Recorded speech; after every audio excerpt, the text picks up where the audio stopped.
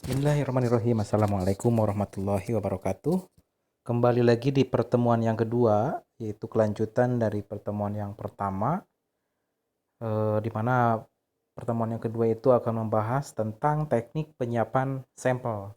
Jadi sampel itu beragam jenisnya, dimulai dari sampel yang sederhana hingga sampel dengan kerumitan matriks yang tinggi atau sampel kompleks. Nah, untuk teknik penyiapan sampel ada beberapa hal yang harus diperhatikan. Nanti akan dibahas satu persatu. Nah, diawali dari permasalahannya dulu, karena kita adalah seorang farmasis nantinya, sehingga senyawa aktif obat atau permasalahan kita terletak di obat itu sendiri. Nah, kalau dilihat dari obat, di mana obat tersebut dipergunakan macam-macam oleh manusia, dimulai dari tujuannya untuk pencegahan, untuk pengobatan, atau pemulihan, dan lain sebagainya. Nah, kalau dilihat berdasarkan sumbernya, maka obat itu diambil dari beberapa sumber. Di antaranya, yang pertama, ada yang dinamakan obat yang berasal dari rekayasa genetika, bukan rekayasa genetika, dari rekayasa bioteknologi. Nah, contohnya, obat seperti apa yang berasal dari rekayasa bioteknologi? Yaitu seperti insulin.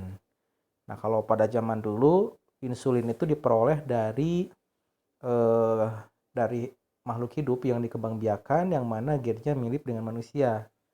Contohnya seperti kera.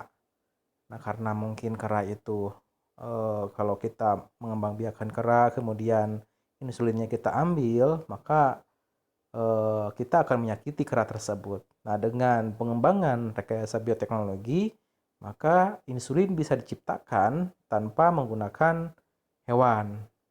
Maksudnya hewan besar seperti kera dan lain sebagainya.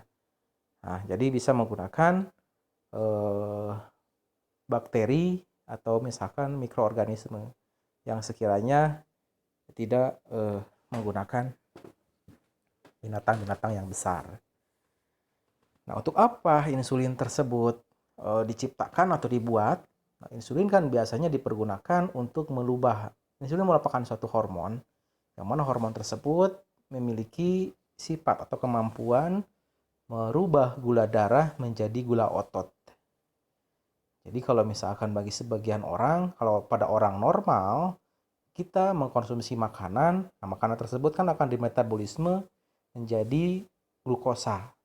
Nah, glukosa tersebut akan dimanfaatkan sebagai energi. Nah, kalau misalkan glukosanya dalam keadaan berlebih, maka glukosa akan tinggi di dalam darah. Sehingga bagaimana supaya darah kita memiliki kadar glukosa yang seimbang atau stabil atau bahkan normal disebutnya. Maka perlu sesuatu, perlu dihilangkan. Jadi perlu sesuatu yang berperan mengubah dari gula darah menjadi gula otot. Jadi disimpan di dalam otot. Sehingga gula darah atau darah memiliki kandungan gula dalam keadaan normal. Itu fungsi dari insulin salah satunya. Itu adalah merupakan obat yang diproduksi berdasarkan hasil rekayasa bioteknologi. Nah, kemudian ada yang berasal dari bahan alam. Kalau dari bahan alam contohnya seperti apa? Yaitu senyawa aktif obat tersebut diperoleh dari bahan-bahan alam. Bahan alam kan ada 3 jenis. Yang pertama yang berasal dari tumbuhan, kemudian berasal dari hewan, dan berasal dari mineral. Kalau yang tumbuhan contohnya seperti kafein, kemudian ada aspirin, ada juga beberapa zat aktif obat lainnya. Kemudian seperti kurkumin. Kemudian kalau dari bahan hewan, contohnya seperti apa? Nah, beberapa hormon tadi, hormon-hormon yang dihasilkan dari hewan itu sendiri. Kemudian apalagi contohnya? Misalkan minyak ikan. Minyak ikan itu dari ikan paus misalkan ya ikannya ataupun dari ikan kod dan yang lainnya. Itu adalah obat-obat yang berasal dari alam, yang asalnya dari hewan. Kemudian dari mineral apa contohnya? Nah, bahan aktif obat yang berasal dari mineral, contohnya seperti sulfur. Nah, itu sulfur itu adalah mineral dan asalnya dari alam. Nah, kemudian ada obat yang berasal diproduksi secara semi-sintesis. Di sini ada kata semi-sintesis, berarti setengah sintesis. Jadi yang asal mulanya dari bahan alam, kemudian diproduksi menjadi, kemudian dimodifikasi menjadi senyawa aktif obat.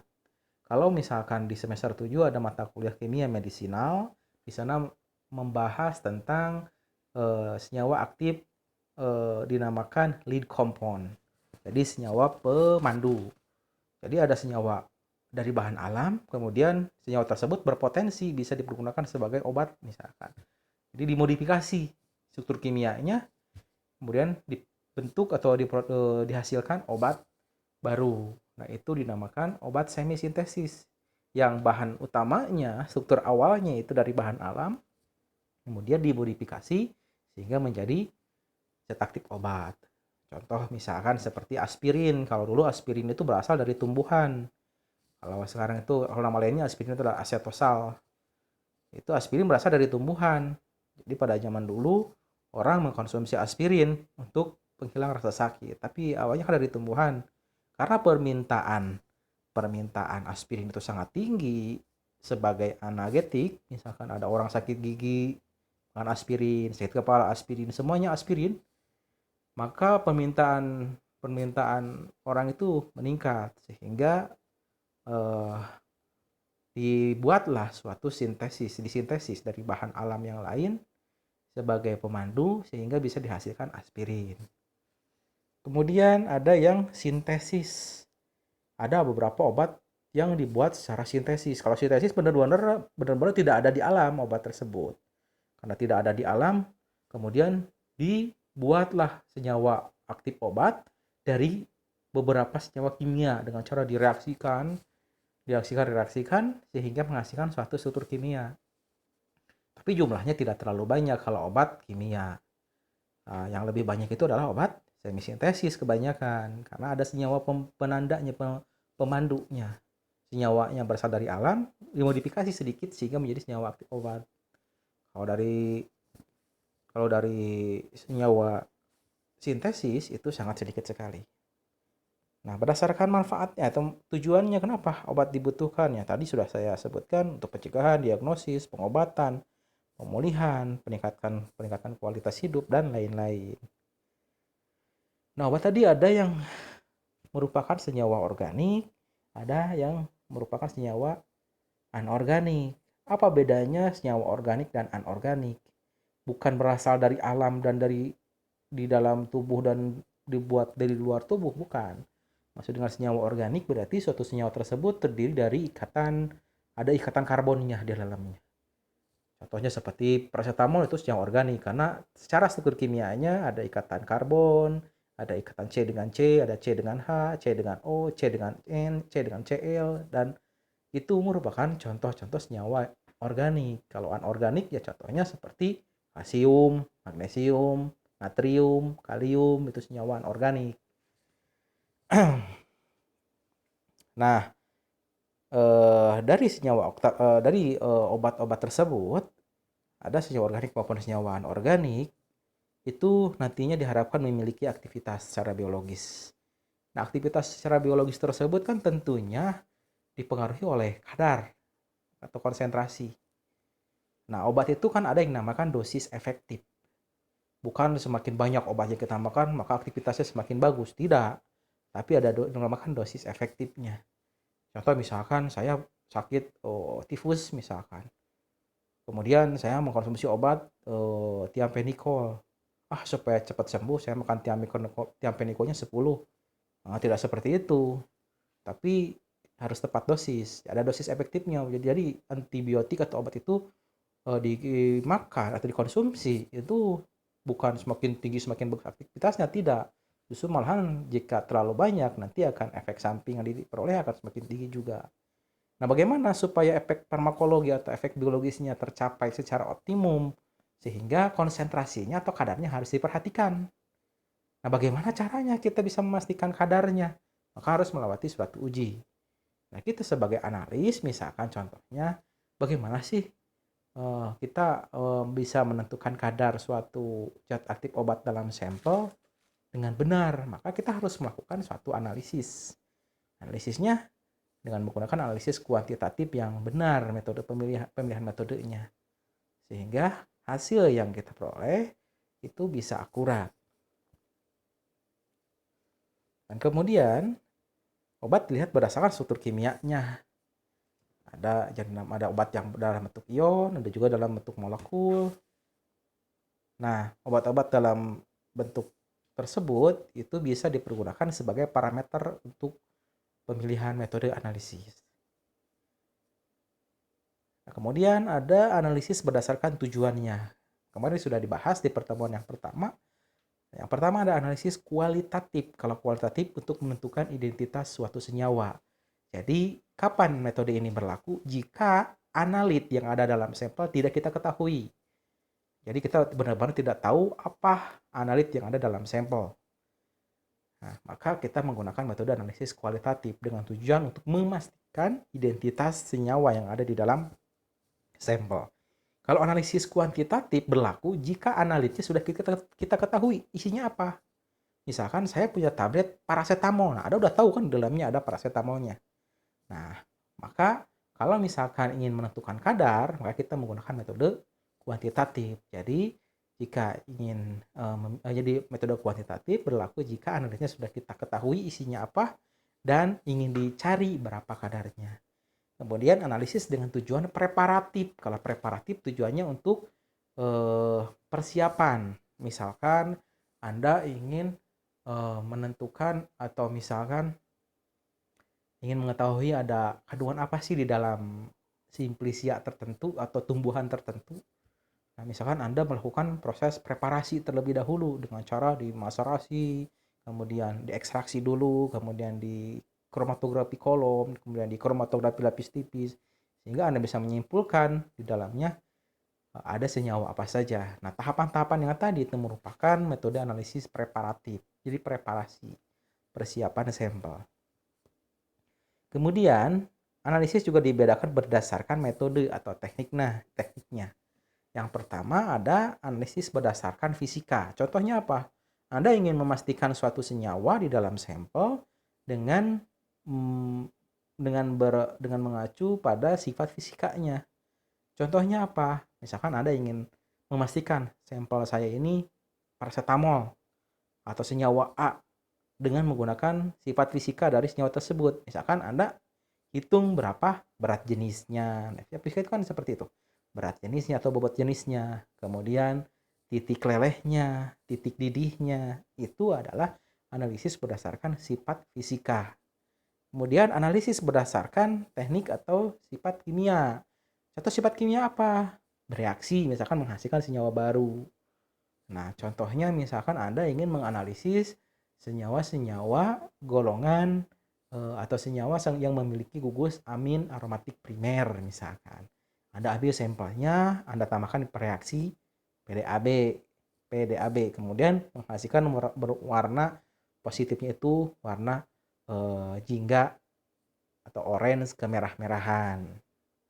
Itu menunjukkan bahwa positif mengandung, jadi di dalam obat tersebut mengandung suatu gugus amin aromatik primer. Contoh yang lain misalkan saya ingin mengetahui Pak, misalkan apakah ada nggak ion klornya di dalam sampel saya itu. Maka Anda menggunakan misalkan teknik kimia, misalkan sampelnya diambil, ditambahkan perak nitrat misalkan. Kemudian ada endapannya. Nah, itu bisa menunjukkan bahwa di dalam sampel mengandung ion halogen, salah satunya adalah klor. Kalau sifat fisikokimia yang mana melibatkan sifat-sifat fisika dan sifat-sifat kimia. Contohnya seperti identifikasi gugus fungsi, bisa menggunakan metode identifikasi gugus fungsinya bisa menggunakan secara kimia ataupun menggunakan instrumen, misalkan menggunakan spektrofotometer, menggunakan FTIR. Itu adalah metode analisis berdasarkan sifat fisikokimia. Kalau misalkan sifat mikrobiologi, contohnya apa? Anda ingin menghitung berapa aktivitas mikrobiologi, menghitung aktivitas desinfektan misalkan. Nanti akan dibahas di mikrobiologi dan dipraktikumkan kalau nggak salah di mikrobiologi. Kalau nggak salah sama-sama di semester 3 ya. Kemudian Anda ingin menghitung berapa kadar cemaran E. coli misalkan. Anda punya sampel nih, sampel makanan mau dipasarkan Supaya Anda misalkan meyakinkan bahwa sampel tersebut aman, maka produk Anda itu diuji, misalkan cemaran E. coli-nya, cemaran salmonella-nya. Nah, itu analisis mikrobiologi. Kalau makrobiologi berarti secara kasat mata. Itu analisis berdasarkan fisik secara kasat mata yang bisa dilihat itu seperti apa. Kemudian analisis dilihat berdasarkan kerumitan matriks. Analisis dilihat berdasarkan kerumitan matriks. Maka sampel yang dianalisis itu bisa diuji langsung. Anda punya sampel nih, kapan sampel saya bisa diuji langsung? Nah, itu yang dinamakan yang pertama sampel yang dianalisis langsung apabila senyawanya murni. Contoh, misalkan Anda melakukan sintesis di laboratorium. Kemudian Anda dapat kristal senyawa yang Anda sintesis. Nah, itu nggak perlu dipreparasi karena senyawanya sudah sederhana, karena senyawanya murni. Atau contoh lainnya, Anda kerja di industri. Misalkan kerja di industri itu, Anda di bagian PPIC, misalkan bagian pergudangan. Kemudian bagian produksi ingin memproduksi senyawa asam mepenamat. Nah, otomatis bagian produksi kan akan ingin mengajukan pemesanan bahan baku asam mepenamat. Nah, Anda bagian PPIC, bagian gudang, nanti akan meminta distributor untuk mengirimkan sampelnya. Nah, sampelnya kan biasanya sampel murni asam mepenamat. Kemudian, tahu dari mana senyawa tersebut murni? Kan takut mungkin Anda ditipu, misalkan asam mepenamatnya diganti dengan tepung terigu, misalkan gitu. Kemudian, untuk memastikan senyawa tersebut murni atau tidak, maka Anda membawa sampelnya ke bagian quality control, di QC. Diuji di sana. Nah, sampelnya nggak perlu dipreparasi, dibagaimanakan dulu, tidak. Karena senyawanya yang murni, cukup saja sampelnya diambil, kemudian diuji. Mau dilarutkan, mau dibuat pelet untuk inframerah, misalkan. FTIR. Nah, dan sebagainya. Itu merupakan sampel yang dalam kerumitan matriks yang rendah. Jadi sederhana disebutnya sampelnya, karena dalam keadaan murni. Kemudian pada analisis senyawa yang spesifik. Nah, itu sama-sama saja. Kemudian matriks tidak mengganggu. Jadi kan misalkan ada sediaan di dalamnya sediaan farmasi, contoh seperti salep. Salep itu kan ada zat aktif, ada bahan tambahan atau pengisi. Misalkan salep asam salisilat. Nah, di dalamnya ada asam salisilatnya, di mana vaselin itu sebagai matriksnya atau pengisi atau bahan tambahan. Anda ingin menentukan kadar asam salisilat. Nah, preparasinya, analisisnya bisa langsung tanpa preparasi yang rumit misalkan. Nah, itu dikarenakan salep itu sebagai matriks tidak akan mengganggu pada proses analisis. Cukup saja sampelnya ditimbang, kemudian ditambahkan pelarut, kemudian dipanaskan. Biar apa? Biar vaselinnya meleleh. Kalau vaselinnya meleleh, maka otomatis zat aktif asam salisilat bisa terlarut pada pelarut. Itu tujuannya. Cukup saja seperti itu. Kemudian langsung saja difiltrasi. Itu bisa. Karena walaupun di situ ada matriks, tapi matriksnya tidak mengganggu pada saat proses analisis. Nah, seperti itu. Maka bisa langsung dianalisis. Kemudian, sampel tidak bisa dianalisis secara tidak langsung. Sampel, maksudnya gini. Sampel tidak bisa dianalisis secara langsung, jadi harus melalui proses pemisahan terlebih dahulu. Kapan sampel tersebut berlaku? Atau kapan teknik ini berlaku? Kenapa harus dipisahkan terlebih dahulu? Biasanya terdapat matriks yang mengganggu analisis. Atau terdapat analit lain. Contohnya apa? Contohnya sampel darah. Sampel darah itu tidak bisa dianalisis langsung. Kenapa? Karena di dalam darah itu selain senyawa atau analit yang akan kita analisis, terdapat senyawa-senyawa yang lain yang mungkin bisa mengganggu proses analisis. Sehingga apa yang harus dilakukan? Harus dipisahkan dulu. Atau di clean up dulu, harus dipisahkan. Di mana analit yang akan kita analisis dipisahkan dengan senyawa-senyawa yang lain. Supaya apa? Supaya senyawa yang lain tidak mengganggu pada saat proses analisis.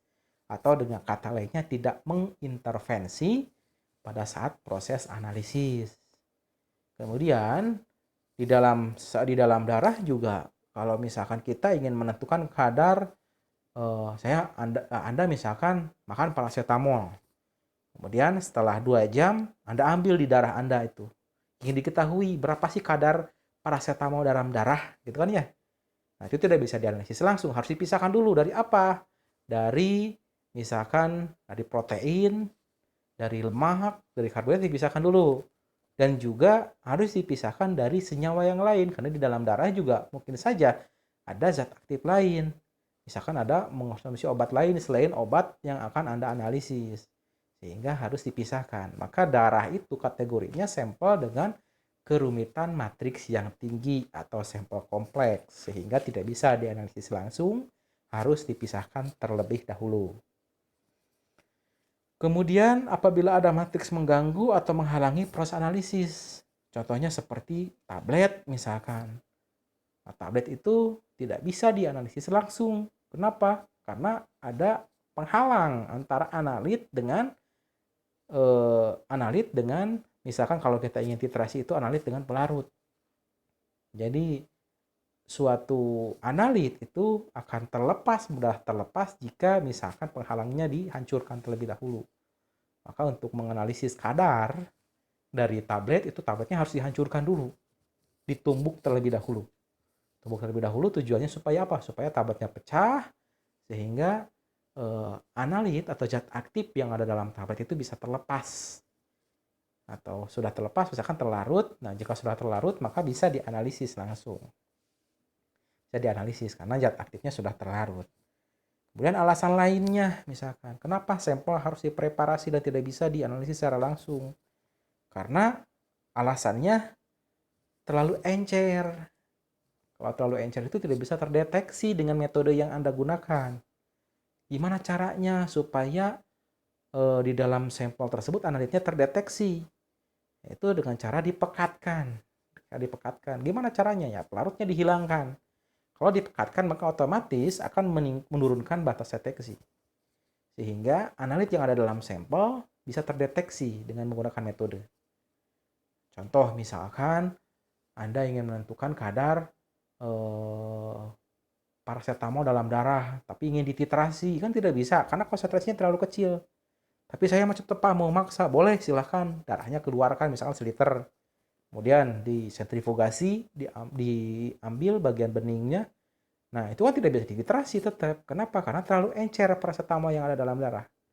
Gimana supaya terdeteksi? Ya mungkin darahnya si serumnya dipekatkan dengan cara dihilangkan pelarutnya. Sehingga kalau sudah pekat, bisa terdeteksi berapa kadarnya. Nah, itu alasan lain kenapa harus dipreparasi terlebih dahulu. Nah, ini ada tahapan umum penyiapan sampel. Yang pertama ada dihomogenkan terlebih dahulu. Sampelnya dihomogenkan. Tadi alasannya supaya dihomogenkan itu dengan cara dihancurkan, digerus. Kalau tabletnya biasanya digerus di mortir, stamper, digerus dulu. Nah, itu biasanya sampelnya mau tablet dihomogenkan, kapsul homogenkan, kaplet, supositoria homogenkan. Kalau misalkan sampelnya padat. Nah, setelah dihomogenkan kemudian baru dilarutkan. Larutkan dalam pelarut. Kalau misalkan tumbuhan juga sama, tumbuhan dihancurkan dulu tumbuhan. Misalkan ada ingin menentukan kadar alkaloid dalam biji kopi misalkan. Tentunya kan tidak mungkin bijinya guruntulan Anda langsung analisis, tidak, tapi harus dihomogenkan dulu, ditumbuk dulu si kopinya. Setelah ditumbuk baru ditambahkan pelarut, diekstraksi, misalkan tambahkan air supaya kafeinnya atau alkaloid kafeinnya berpindah ke air. Nah, setelah itu kan otomatis akan menjadi larutan kafein atau kafein yang terlarut dalam pelarut. Nah, kemudian setelah itu di clean up, dipisahkan antara kafein dengan senyawa yang lain. Nah, setelah dipisahkan, maka otomatis bisa langsung dianalisis. Nah, ini adalah tahapan-tahapan umum berlaku untuk semua sampel biasanya. Nah, kemudian ada teknik preparasi sampel. Teknik preparasi sampel yang pertama ada yang dinamakan penggerusan di blender ataupun dicincang. Nah, tujuannya apa? Tujuannya biasanya untuk memperluas permukaan kontak atau memperkecil ukuran. Jadi ukurannya diperkecil, digerus, dicincang, di blender tujuannya untuk memperkecil ukuran. Kalau ukurannya menjadi kecil-kecil, maka luas permukaannya menjadi besar. Nah, kalau luas permukaannya menjadi besar, maka pelarut itu akan mudah kontak dengan permukaan masing-masing. Sehingga analit atau zat yang ada di dalam matriks sampel itu mudah terekstraksi. Nah, metode penggerusan itu berlaku untuk sampel-sampel yang padat biasanya. Seperti tablet, atau misalkan sampel makanan yang berat atau yang padat. Kemudian ada makanan atau ada bahan-bahan tumbuhan. Contohnya Anda ingin menentukan kadar flavonoid dalam kulit kayu manis misalkan, itu kan keras, itu gak mungkin dianalisis langsung. Kayu manis kan keras dan tebal mungkin. Kemudian bagaimana tahapannya atau preparasi untuk sampel tersebut? Maka harus dicincang, kemudian dikeringkan, baru di blender. Kemudian setelah jadi serbuk baru bisa diekstraksi. Jadi proses tersebut tujuannya supaya ukurannya lebih kecil dan luas pemukanya menjadi besar, sehingga laju ekstraksinya menjadi lebih tinggi. Kemudian penyaringan. Jadi sampel itu harus disaring terlebih dahulu. Tujuannya apa? Apabila analit bercampur dengan pengotor partikel padat yang terdispersi.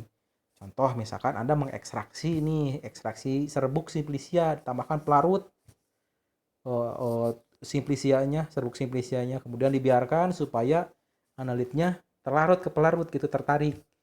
Nah, itu kan sebelum dianalisis itu harus dipisahkan dulu dengan cara disaring dulu.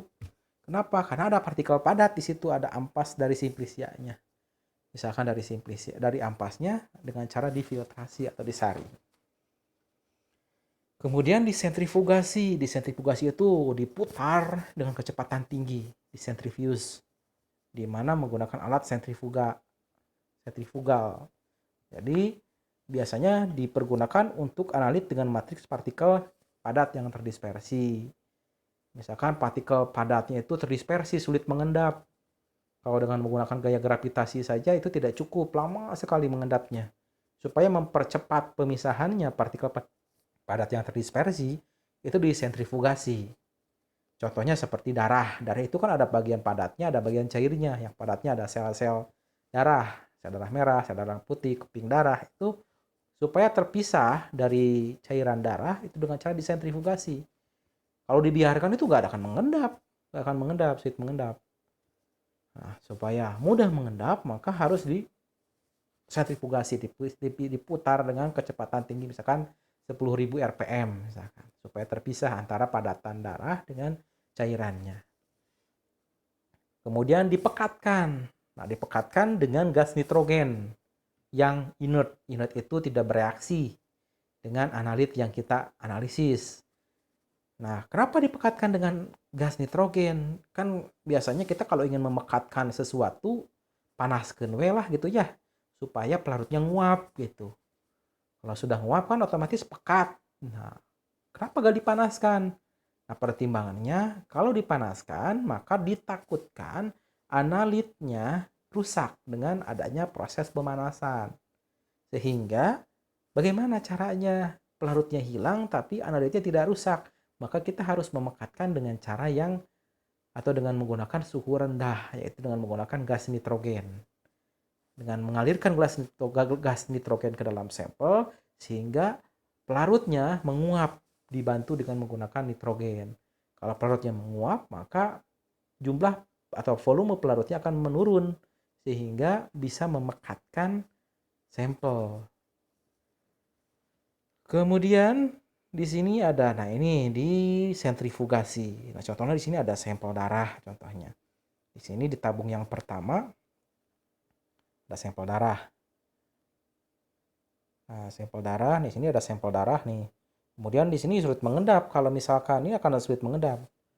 Karena misalkan massa jenisnya yang kecil berdekatan dengan massa jenis pelarutnya. Jadi sulit mengendap. Kalau dengan batuan gravitasi itu ya lama sekali mengendapnya.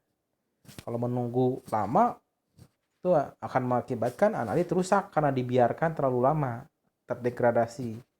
Nah, sehingga bagaimana supaya mempercepat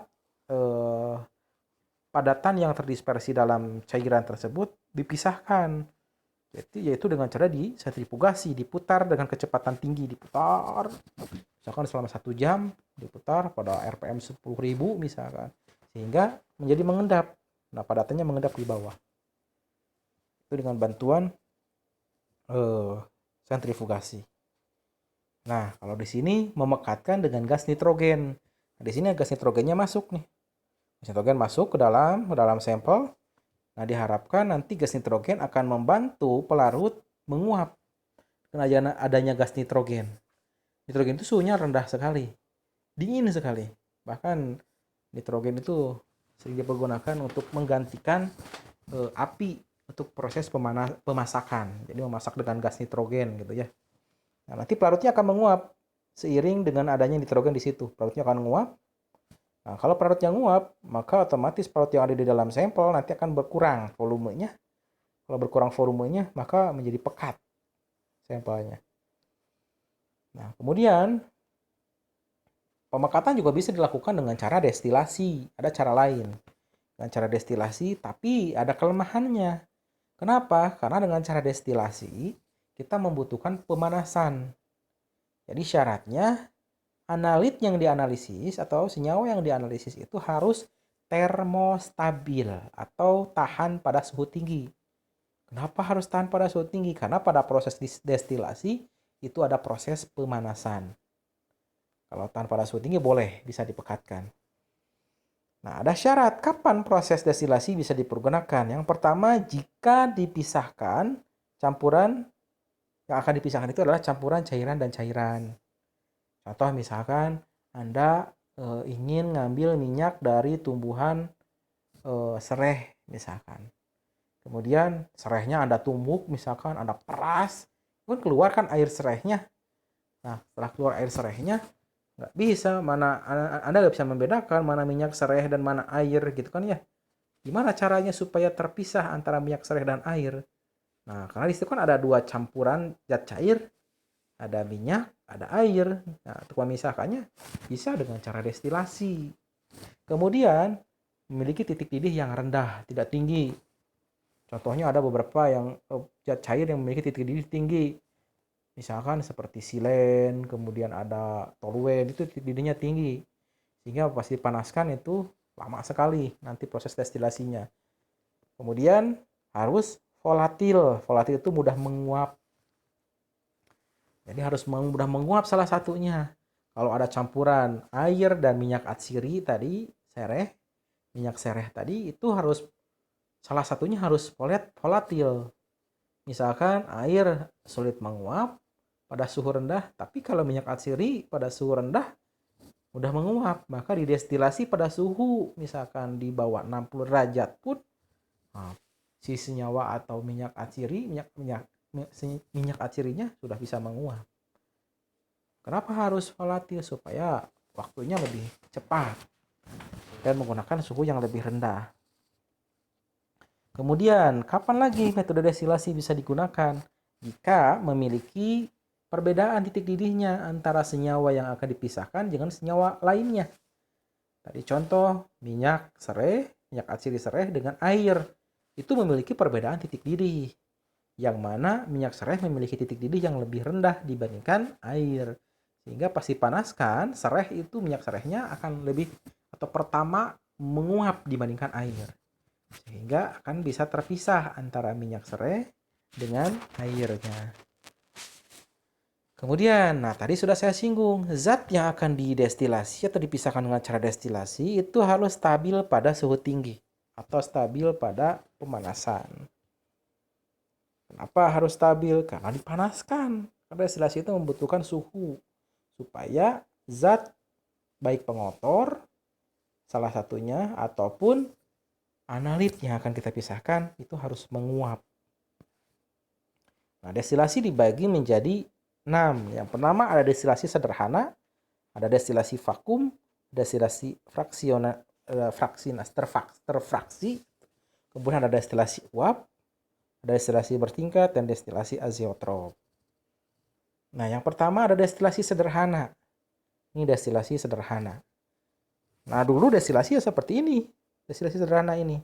Sampel dipanaskan sebelah sini, kemudian dengan tujuan sampel tadi karena memiliki perbedaan titik didih, nanti yang titik didih yang lebih rendah akan menguap. Akan menguap terlebih dahulu karena adanya air yang mengalir dari keran, nanti akan terkondensasi atau terembunkan. Karena terembunkan, nanti akan membentuk tetesan-tetesan cairan senyawa itu lagi. Nah, tapi ada kelemahannya. Kelemahannya apa? Nah, kelemahannya karena di sini itu tidak ada udara. tidak ada lubang udara, sehingga jika dipanaskan terus-menerus,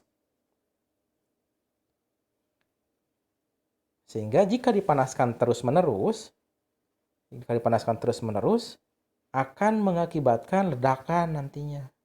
Kalau dipanaskan terus-menerus, nanti uap yang dihasilkan akan lebih banyak dan menghasilkan daya dorong yang besar sehingga menghasilkan ledakan.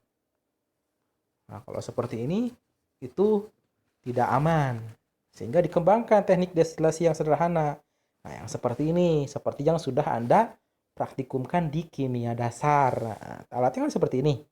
Jadi sampel dipanaskan, setelah sampel dipanaskan, kemudian nanti sampel akan menguap. Yang memiliki titik didih lebih rendah, nanti akan menguap lebih dulu. Karena menguap lebih dulu, sehingga nanti akan terpisah dengan pelarut yang lain yang memiliki titik didih lebih tinggi. Nah, nanti uapnya akan masuk ke kondensor. Nah, ini kondensor di sini. Kolom Liebig kalau nama lainnya atau istilah lainnya. Kemudian dengan adanya air yang masuk dari bagian bawah dan keluar dari bagian atas, sehingga air akan menyelimuti kolom tersebut.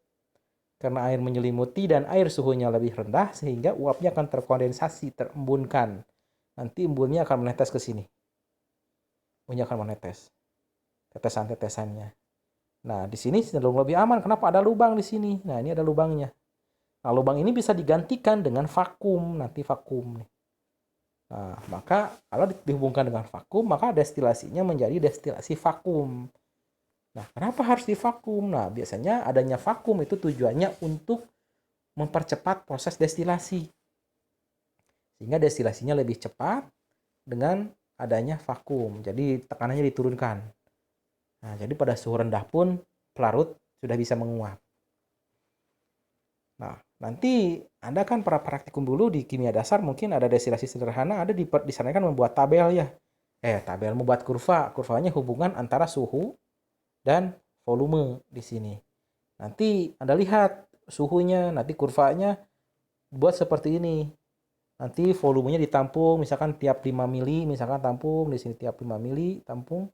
Kemudian nanti sambil diamati suhunya. Nah, dari mana Anda bisa mengamati suhu? Kan di sini ada termometer. Sini ada termometer. Nah, kemudian termometer diletakkan di persimpangan karena kebetulan karena dengan tujuan supaya untuk mendeteksi suhu pada yang akan masuk ke dalam Liebig. Itu maka suhunya nanti akan diamati. Nah, setelah diamati, kemudian di sini kalau kurvanya seperti ini, nah ini yang landai datar seperti ini, itu menunjukkan senyawa yang pertama. Nah, kalau misalkan suhunya naik, nah itu sudah senyawa yang kedua. Karena ada yang konstan di sini. Kemudian naik lagi. Nah, ini senyawa yang ketiga. Jadi dilihatnya berdasarkan suhunya. Nih suhu ke-1, suhu kedua, dan suhu ketiga di sini.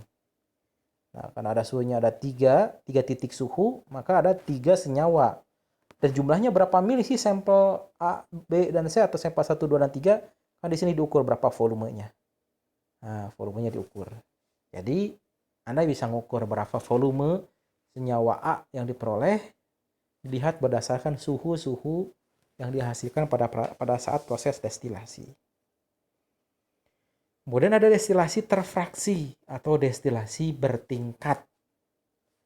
Nah, bedanya apa? Hampir mirip saja dengan destilasi sederhana ya. Di sini ada sampel di dalam labu. Nah, bedanya ada ini. Ada kolom yang kedua. Kolomnya ada 2. 1 dan kolom yang kedua ini. 2 kolomnya. Kalau tadi kan kolomnya cuma 1 saja. Nah, ini saja pendinginnya. Nah, tapi kalau destilasi terfraksi kolomnya ada 2. 1, 2. Nah, kenapa kolomnya ada 2? Jadi kalau destilasi sederhana berlaku atau dipakai jika perbedaan titik didihnya sangat atau agak berjauhan. Contoh, air dan minyak atsiri itu berjauhan. Air dan etanol berjauhan titik didihnya. Tapi kalau misalkan etanol, metanol itu berdekatan. Nah, gimana caranya saya ingin memisahkan etanol dan metanol? Sementara titik didihnya berdekatan. Jika dipanaskan, dua-duanya nguap. Nah, maka Anda perlu kolom yang pertama atau kolom Vigrex namanya. Nanti di praktikum kimia organik akan dikerjakan destilasi terfraksi atau destilasi bertingkat. Nah, di sini ada kolom yang pertama dipergunakan untuk menjerap senyawa atau uap yang memiliki titik didih yang lebih tinggi dengan uap yang lainnya. Kalau misalkan titik didihnya lebih tinggi, maka akan terjerap. Sehingga akan menurun kembali. Karena menurun kembali, otomatis nanti akan menurun, tapi yang memiliki titik didih lebih rendah itu naik saja ke atas. Kemudian nanti akan terpisah. Jadi misalkan metanol memiliki titik didih lebih rendah dibandingkan etanol walaupun hanya 3 derajat, sehingga etanol dan metanol menguap dua-duanya, tapi etanol lebih berat dibandingkan metanol. Sehingga karena ada kolom yang pertama, etanol akan turun kembali dan metanol naik saja terus. Nah, seperti itu. Nah, ini ada beberapa kolom-kolom penjerap tadi, kolom Vigrex tadi. Ada kolom Vigrex seperti ini tadi. Ada kolom yang kedua, kolom yang ketiga, keempat. Nah, ini biasanya dipergunakan untuk destilasi refraksi. Jadi menggantikan kolom yang ini. Kalau kesananya sama, kolom Liebig saja seperti destilasi sederhana. Ada juga destilasi azeotrop. Azeotrop itu, apa sih azeotrop tersebut? Azeotrop itu adalah proses menguap secara bersamaan. Misalkan Anda ingin menentukan kadar air dalam simplisia. Coba gimana menentukan kadar airnya? Nah, maka kan kadar air di dalam simplisia itu sangat kecil sekali. Kemudian di dalam simplisia terdapat senyawa lain mungkin yang mudah menguap. Karena kadarnya kecil, simplisia kan kering. Ingin ditentukan kadar airnya. Gimana caranya? Nggak bisa didestilasi sederhana. Tapi menggunakan destilasi azeotrop bisa. Nah, gimana caranya? Nah, sampel dimasukkan ke sini. Sampel misalkan simplisia saya masukkan ke situ. Kemudian saya tambahkan toluen. Tambahkan toluen sehingga dipanaskan di sini. Setelah dipanaskan, maka otomatis toluen dan air itu akan saling bercampur dan nanti akan menguap. Nah, toluen dan air akan menguap masuk ke dalam pendingin. Kemudian nanti akan menetes ke sini. Di sini ada skalanya. Kemudian toluen dan air akan menguap. Kalau simplisia saja, itu akan sulit menguap. Kenapa? Terikat airnya di dalam simplisia. Kalau ada toluen, airnya akan tertarik oleh toluen. Kemudian dipanaskan, menguap air dan toluennya. Terus setelah itu gimana? Nanti air dan toluen netes ke sini. Kemudian kalau dibiarkan, air dan toluen akan terpisah. Kenapa? Karena berbeda bobot jenis. Misalkan air di bagian bawah, toluen di bagian atas. Tinggal diukur saja berapa mili. Kadar air, jumlah airnya. Sehingga bisa dihitung berapa persen kadar airnya.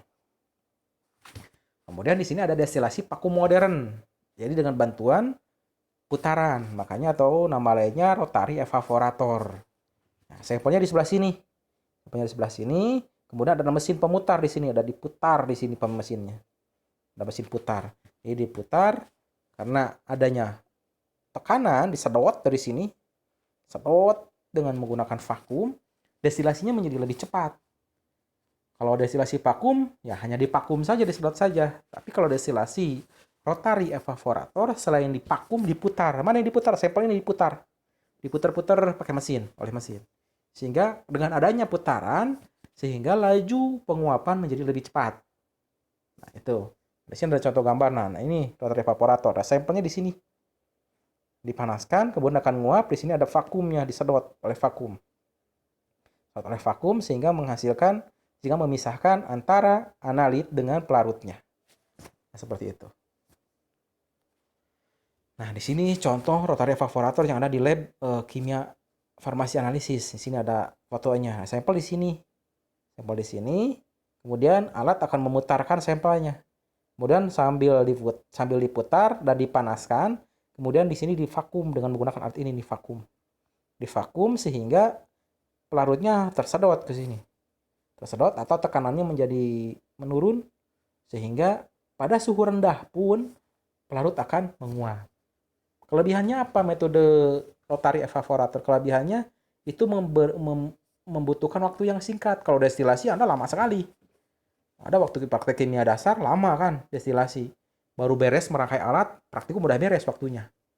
Nah, gitu. Jadi waktunya lebih lama setelah alatnya terangkai, kemudian nunggu netesnya lama.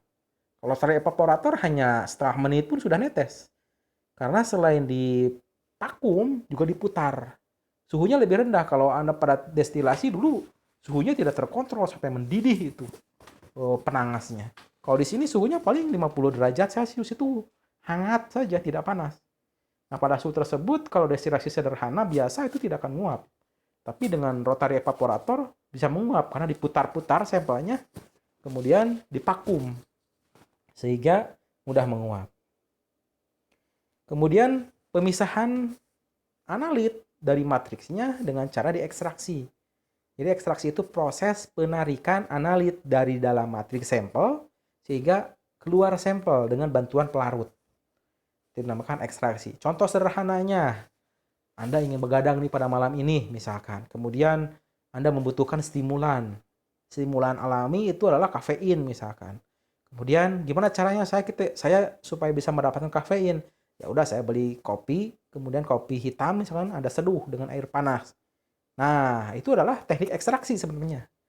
Jadi Anda mengekstraksi senyawa yang ada dalam serbuk kopi sehingga berpindah ke dalam air. Nah, setelah itu kemudian bisa Anda peroleh kafeinnya dalam keadaan terlarut. Kemudian bisa dikonsumsi, kemudian efek dari kafeinnya bisa kita peroleh. Itu adalah teknik ekstraksi. Jadi mengambil atau menarik suatu senyawa dengan menggunakan pelarut tertentu. Tujuan ekstraksi tadi sudah saya jelaskan. Kemudian ada dua cara teknik ekstraksi. Ada ekstraksi cair-cair dan ekstraksi padat cair. Kalau ekstraksi cair-cair berarti Anda mengambil suatu senyawa dari sampel yang cair. Kemudian kalau ekstraksi padat cair, Anda ingin mengambil senyawa dari sampel yang padat. Contoh misalkan Anda ingin mendapatkan kafein dari serbuk kopi dengan menambahkan air panas. Itu ekstraksi padat cair. Sampelnya padat ditambahkan pelarut yang cair. Sehingga sampelnya berpindah atau analitnya berpindah dari sampel padat menjadi pelarut yang cair. Itu ekstraksi padat cair. Terus kalau ekstraksi cair-cair seperti apa? Misal, Anda ingin mendapatkan kristal kafein dari dalam kopi. Itu kan kalau misalkan diambil dengan menggunakan air saja, itu tidak bisa mendapatkan kristalnya. Gimana caranya? Yang pertama, Anda ekstraksi dulu serbuk kopi dengan air panas. Tambahkan kopi padat itu dengan air panas. Tujuannya apa? Supaya kafein berpindah dari dalam serbuk kopi ke dalam air. Nah, gimana ingin mendapatkan kafein saja? Kan di dalam air itu terdapat senyawa lain selain kafein. Maka Anda ekstraksi lagi. Nah, sampel air kopi itu Anda ekstraksi lagi dengan pelarut yang kedua. Contohnya dengan kloroform. Anda masukkan kloroform ke dalam air kopi tadi. Nah, aduk. Nah, setelah diaduk, kloroform cair, sampelnya juga cair. Itu ekstraksi cair-cair. Tapi syaratnya si kloroform harus bisa menarik atau melarutkan kafein yang ada di dalam sampel air. Karena kloroform mampu menarik kafein dari air tadi, sehingga nanti kafein akan berpindah ke kloroform. Karena berpindahnya ke kloroform sehingga nanti akan dipisahkan dari sampelnya karena perbedaan kepolaran antara kloroform dan air dan berbeda bobot jenisnya. Nanti jika dibiarkan akan terpisah. Air di atas, kloroform di bawah nantinya. Airnya dibuang, sampel airnya, kemudian ambil kloroformnya. Nah, kloroformnya itu kan cair. Uapkan saja kloroformnya sehingga nanti kristalnya akan tertinggal di dasar alat atau gelas misalkan. Itu ekstraksi cair-cair. Jadi menggunakan pelarut yang kedua. Syaratnya pelarutnya harus tidak boleh bercampur dengan pelarut yang pertama. Kalau pelarut yang pertamanya adalah air, maka kloroform tidak boleh bercampur dengan air. Kemudian kloroform harus bisa menarik atau mengekstraksi atau melarutkan analit yang kita tuju. Kalau tadi analit yang kita tujunya adalah kafein, maka kloroform tidak boleh melarutkan atau kloroform harus bisa melarutkan kafein. Nah, ekstraksi cair-cair pada pelarut tadi sudah saya singgungkan, syaratnya tidak boleh saling bercampur. Kemudian, ini proses ekstraksi cair-cair biasanya dikerjakan di dalam corong pisah. Misalkan tadi Anda melarutkan kopi dengan air panas. Nah, kopinya dimasukkan ke dalam labu ke dalam corong pemisah. Ini namakan corong pemisah nih. Corong pemisah. Nah, ini adalah kopi yang sudah dilarutkan dengan air. Kemudian yang di bawah adalah kloroform. Nah, air dan kloroform tidak bercampur. Kenapa tidak bercampur? Karena berbeda kepolaran dan berbeda bobot jenis. Tapi jika dikocok, nah bisa saja terjadi kemungkinan bertemunya kafein dengan kloroform. Sehingga kafeinnya berpindah ke kloroform. Tidak dalam sampel yang ini lagi, tidak dalam sampel cair dengan pelarut air lagi, tidak, karena sudah berpindah bertemu dengan kloroform. Jika dibiarkan lagi, maka akan terjadi pemisahan. Nah, bagian atasnya itu adalah sampel air kopi. Dan bagian bawah ini adalah kloroform yang sudah melarutkan atau menarik kafein. Jadi tinggal dibuka saja kerannya yang ini, ambil saja bagian kloroformnya. Nah, kalau kloroformnya sudah diambil, yang ininya bagian atasnya, nah bagian atasnya yang ini dibuang saja. Nah, habis saja kloroformnya, tinggal diuapkan saja kloroformnya dengan suhu rendah. Nah, kemudian nanti bisa diperoleh kristal kafeinnya. Itu dinamakan ekstraksi cair-cair, di mana kita mengekstraksi suatu senyawa dari sampel yang cair. Kemudian di sini yang kedua ada ekstraksi padat cair. Kalau padat cair berarti sampelnya padat diekstraksi dengan pelarut cair. Nah, itu sudah saya contohkan seperti Anda ingin ngambil senyawa di dalam kopi dengan menambahkan pelarut. Itu adalah ekstraksi padat cair. Nah, pada ekstraksi padat cair kita harus mempertimbangkan konstanta distribusi atau disingkat KD, bukan Krisdayanti ya. Konstanta distribusi. Jadi misalkan Anda ingin mengekstraksi flavonoid dari Simplicia, tumbuhan jambu misalkan. Anda akan milih pelarut. Pelarut yang mana ya? Pelarut air. Kalau air, kelemahannya apa? Air itu sulit dihilangkan pelarutnya. Airnya sulit diuapkan. Maka biasanya Anda menggunakan pelarut organik. Misalkan pakai metanol, etanol, etil asetat, kloroform, kemudian N-heksan. Nah, pemilihan pelarut tersebut dilihat dari konstanta distribusinya. Di mana konstanta distribusi itu adalah konsentrasi yang terlarut dalam pelarut organik dirasiokan dibandingkan dengan konsentrasi yang terlarut dalam air. Jadi, jika konstanta distribusinya besar untuk etanol, maka Anda pilih etanol. Tapi kalau misalkan konstanta distribusinya kecil terhadap etanol, maka Anda cari lagi pelarut yang lain yang konstanta distribusinya lebih besar. Misalkan kalau flavonoid, misalkan konstanta distribusinya besar dalam etanol, udah aja pakai pelarut etanol. Tapi kalau kecil gimana Pak? Ya cari pelarut yang lain yang mana misalkan senyawa flavonoid tersebut tinggi dalam pelarut konstanta distribusinya. Misalkan konstanta distribusi untuk flavonoid tingginya itu di N-heksan. Ya udah kita pakai N-heksan saja. Kenapa? Supaya senyawa yang kita tuju diperoleh lebih banyak. Karena konstanta distribusinya lebih tinggi. Kemudian ekstraksi padat cair itu berdasarkan suhu. Jadi menggunakan suhu. Suhu itu kan memiliki kemampuan meningkatkan laju ekstraksi.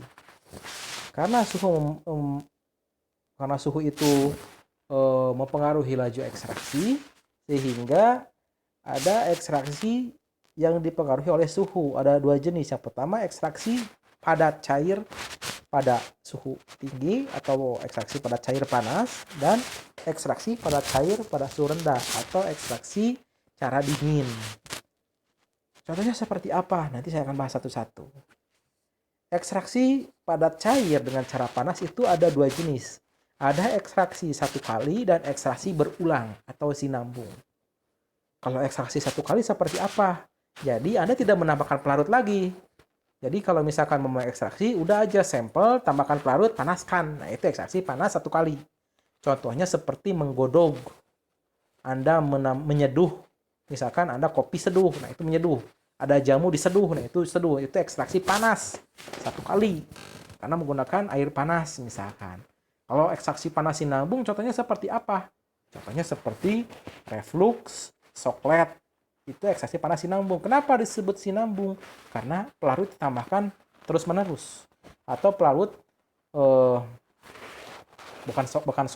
reflux, soklet kalau yang ekstraksi panas sinabung. Kalau ekstraksi panas satu kali, contohnya reflux, infusa, dekokta.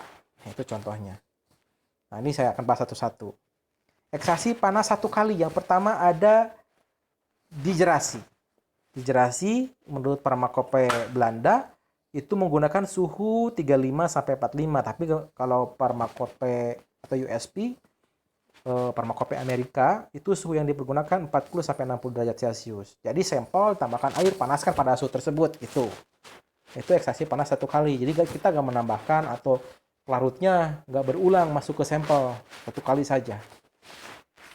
Kemudian ada infusa. Infusa itu digodok. Kalau bahasa sederhananya, bahasa daerahnya digodok. Digodok jadi simplicia tumbuhan, misalkan diambil tumbuhannya, kemudian dimasukkan ke dalam panci, tambahkan air, dipanaskan.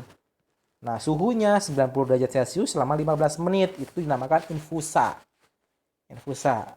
Jadi digodok selama 15 menit pada suhu 90 derajat Celcius. Itu ekstraksi panas satu kali.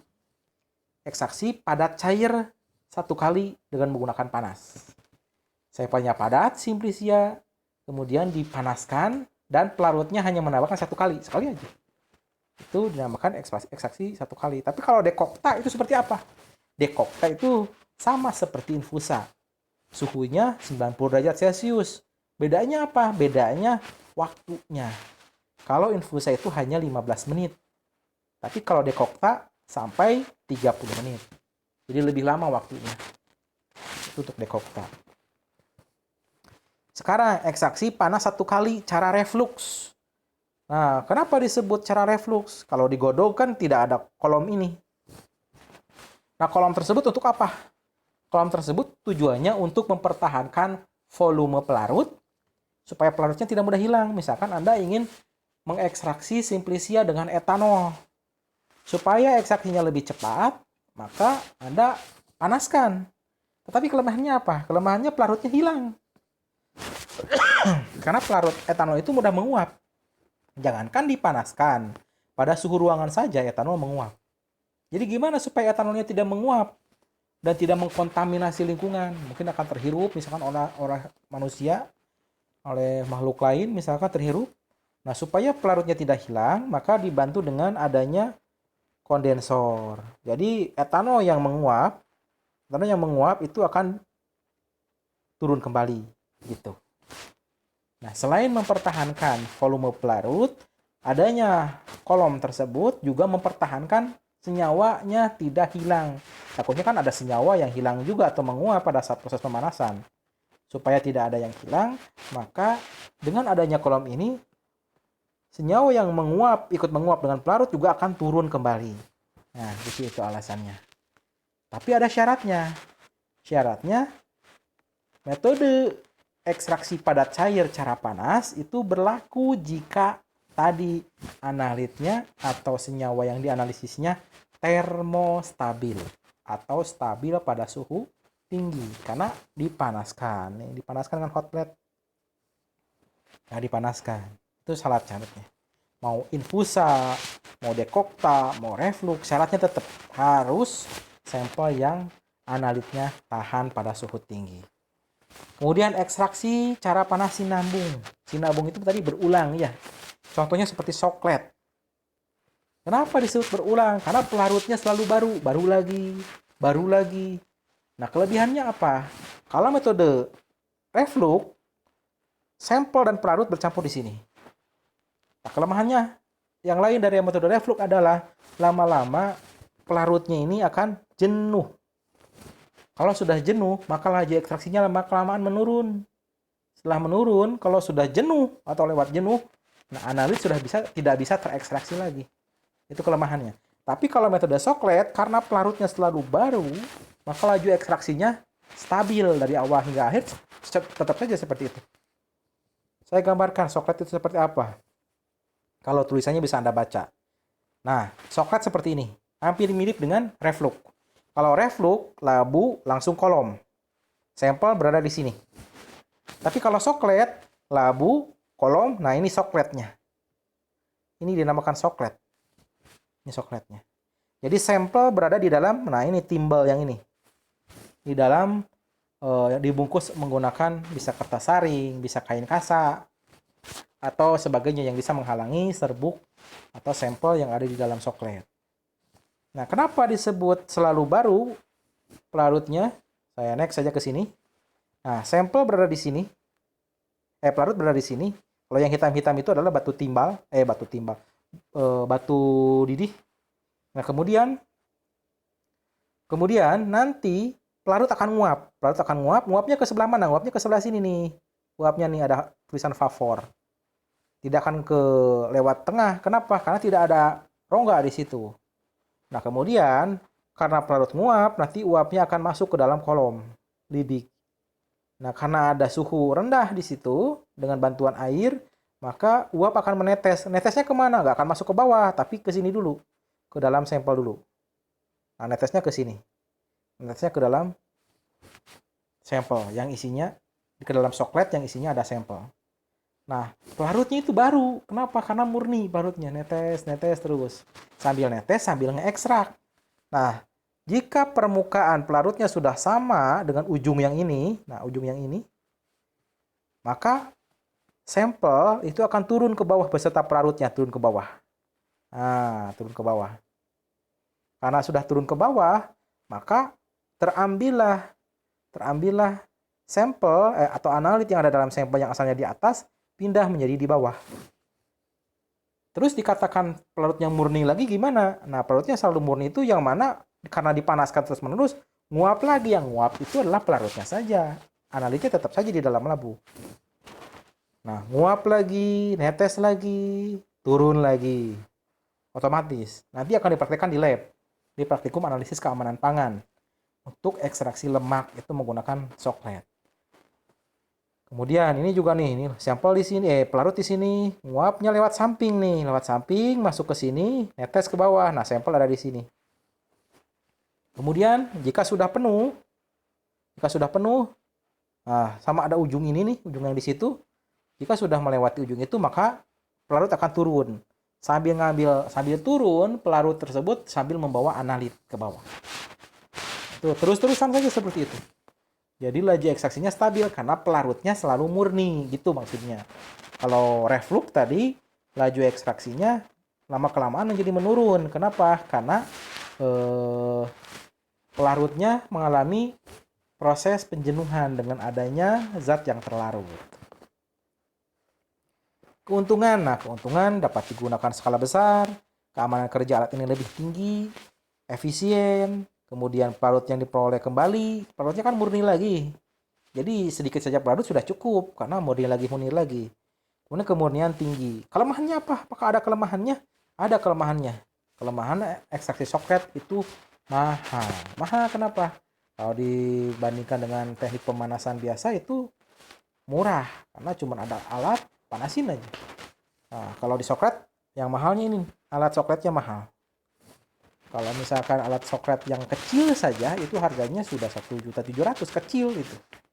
Kecil dari alat kaca. Jadi kalau praktikumnya pecah sama misalnya lumayan itu gantinya. Kemudian ekstraksi padat cair cara dingin. Kalau cara dingin berarti gak ada pemanasan. Ada ekstraksi 1 kali, ada ekstraksi sinambung. Kalau 1 kali seperti apa? Kalau sinambung seperti apa? Kalau 1 kali ya cukup saja. Sampel, simpan di wadah, tambahkan pelarut, biarin aja. Itu cara dingin. Nggak dipanasin nggak apa. Nah, kapan dipergunakan cara dingin? Jika Anda tidak tahu analit yang ada dalam sampel itu termostabil atau termolabil. Kalau Anda ragu, ya udah pakai cara dingin saja. Tapi kelemahannya apa? Kelemahannya waktunya lama. Karena tidak ada pengaruh lagi. Kalau tadi kan ada pengaruh suhu. Dipanaskan. Lebih cepat ekstraksinya. Cuman kelemahannya kalau dipanaskan, takutnya rusak senyawanya. Makanya disyaratkannya harus senyawa yang termostabil. Kalau senyawanya stabil pada suhu tinggi, boleh dengan menggunakan teknik panas. Tapi kalau tidak stabil, mau tidak mau harus dengan cara dingin. Nah, ekstraksi padat 1 kali. Cara dingin 1 kali. Contohnya maserasi. Jadi dengan cara direndam. Dikeeman lah kalau bahasa Sundanya. Ada sampel simplicia atau sampel apapun, keeman dengan pelarut, nah itu dengan cara maserasi. Suhunya, suhu kamar. Suhu kamar itu macam-macam. Ada suhu 15 derajat Celcius hingga 25 derajat Celcius. Kalau di Indonesia suhunya 25 derajat Celcius. Direndam saja, biarkan saja. Dalam wadah, misalkan dalam wadah kaca. Itu maserasi atau cara dingin 1 kali. Syaratnya apa? Biasanya untuk bahan alam itu biasanya disarankan karena kita tidak tahu di dalam bahan tersebut senyawanya itu tahan terhadap suhu panas atau tidak. Jadi biasanya menggunakan maserasi. Cuman kelemahannya apa maserasi? Lama dan membutuhkan pelarut yang banyak karena keeman, ganti pelarut lagi, keeman lagi, ganti pelarut lagi gitu. Ada juga perkolasi. Bedanya apa antara maserasi dengan perkolasi? Kalau maserasi mah dikeeman hungkul, kalau perkolasi tidak. Tapi pelarutnya dilewatkan, dialirkan ke sampel tersebut. Di sini ada gambarnya. Ini perkolator. Ini misalkan perkolator. Nah, simplisianya disimpan di sini. Simplisianya. Nah, kita menambahkan pelarut dari atas. Tambahkan aja pelarut terus. Tambahkan. Supaya apa? Supaya pelarutnya bisa merembes ke dalam sampel, turun ke bawah. Dan tinggal tampung saja nanti. Jadi, pelarut yang keluar itu sambil ngambil analit yang kita akan analisis. Tapi ada kelemahannya. Apa kelemahannya? Kelemahannya membutuhkan pelarut yang lebih banyak dibandingkan maserasi. Kenapa? Karena maserasi itu dikeeman hungkul. Tapi kalau perkolasi tidak, tambahin aja pelarut, tambahin lagi terus. Itu kan membutuhkan pelarut yang lebih banyak dibandingkan maserasi. Nah, kemudian ada beberapa faktor yang mempengaruhi pada proses ekstraksi. Yang pertama ukuran partikel. Tadi partikelnya harus kecil. Jadi makin kecil ukuran partikel, maka laju ekstraksinya akan lebih cepat. Kenapa? Karena luas permukaannya menjadi besar. Jadi pelarutnya itu akan lebih mudah kontak dengan permukaan sampel. Sehingga kalau lebih banyak yang kontak dengan permukaan sampel, maka pelarut akan lebih mudah berpenetrasi ke dalam sampel dan mengambil senyawa yang kita inginkan. Sehingga dikatakannya mudah terlarutlah senyawanya dari dalam sampel. Maka ukuran partikel sangat diperhatikan. Kemudian ada faktor pengadukan. Nah, pengadukan juga bisa mempengaruhi. Jika pada saat proses ekstraksinya sampelnya diaduk, itu juga mempengaruhi laju ekstraksi. Berbeda dengan hanya dibiarkan saja semaunya pelarut tersebut. Karena laju difusi juga salah satunya dengan adanya proses pengadukan. Kemudian ada temperatur, tadi sudah dijelaskan ya bahwa suhu juga mempengaruhi terhadap laju ekstraksi. Kemudian ada pelarut itu sendiri.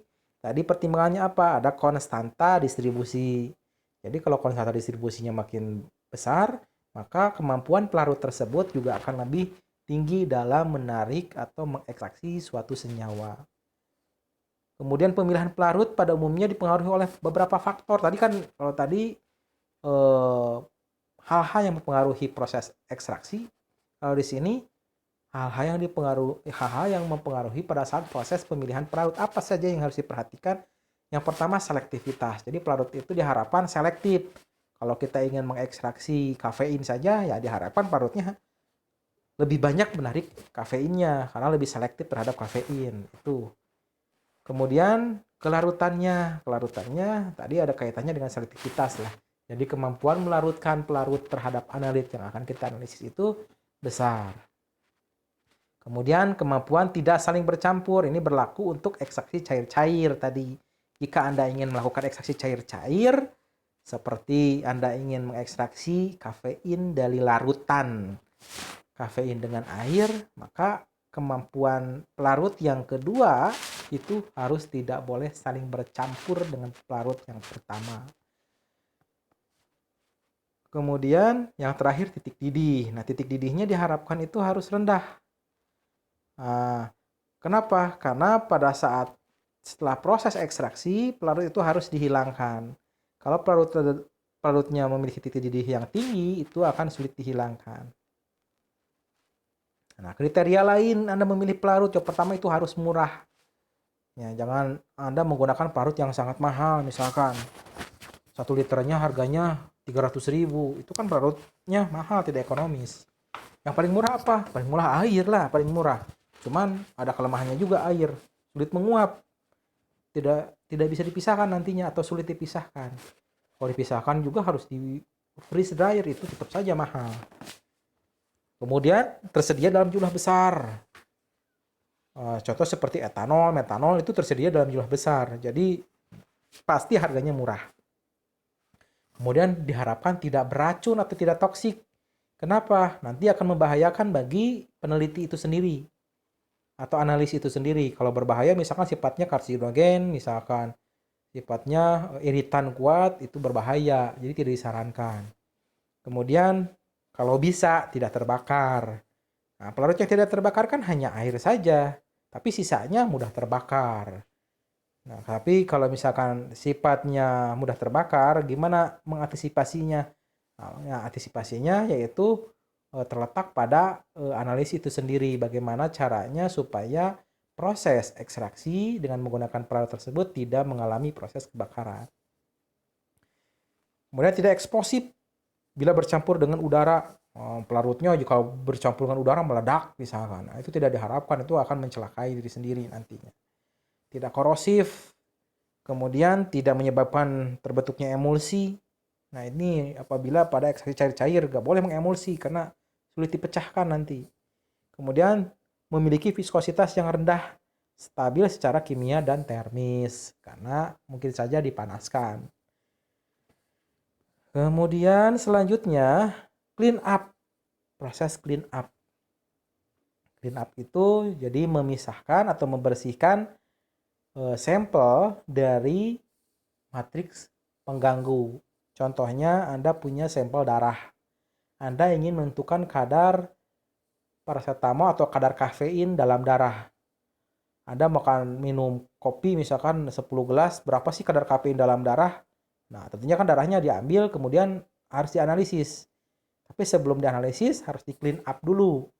Selain disentrifugasi untuk memisahkan dari partikel padat, kemudian sampel cairnya juga di clean up dulu. Kenapa? Karena di plasma darah atau di serum darah itu terdapat senyawa lain selain kafein. Maka harus di clean up dulu. Salah satunya dengan menggunakan ekstraksi fase padat atau SPE atau solid phase extraction, itu di kepanjangan dari SPE. Di sini ada cartridge nih, cartridge. Dalam cartridge itu ada fase diam di sini. Ada fase diamnya. Nah, fase diam tersebut itu diharapkan akan menjerat atau menahan senyawa yang akan kita analisis. Kalau senyawanya yang kita analisis itu adalah kafein, contohnya kafein itu yang berwarna merah di sini, dan senyawa yang lain itu adalah pengotornya, kemudian semuanya dicampurkan, dilewatkan ke dalam penjerat tersebut. Diharapkan kafeinnya tertahan lebih lama di dalam penjerat. Dan pengotor yang lain ya lewat-lewat saja. Nah, pada saat proses di eluting, nah Anda akan dapatkan kafeinnya saja. Itu teknik clean up. Nah, lebih jelasnya lagi nanti akan kami bahas di mata kuliah yang lain atau teknik clean up tentang solid phase extraction atau ekstraksi fase padat. Untuk alatnya, nah ini ada cartridge-nya, nanti ada fase diamnya itu yang warna putih. Nah, nanti sampelnya akan dilewatkan dengan bantuan vakum. Nah, ini vakumnya. Nanti ditampung di sini, di bawah ada tabung-tabung kecil. Akan ditampung di situ.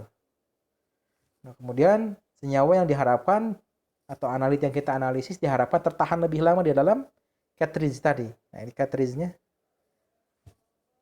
Cartridge-nya tertahan, nanti akan di-eluting sehingga kita mendapatkan senyawa yang kita inginkan saja. Kelemahannya apa? Atau kekurangannya? Kelemahannya mahal metode ini. Ini membutuhkan biaya yang lebih mahal walaupun alatnya sederhana tapi ini mahal harganya.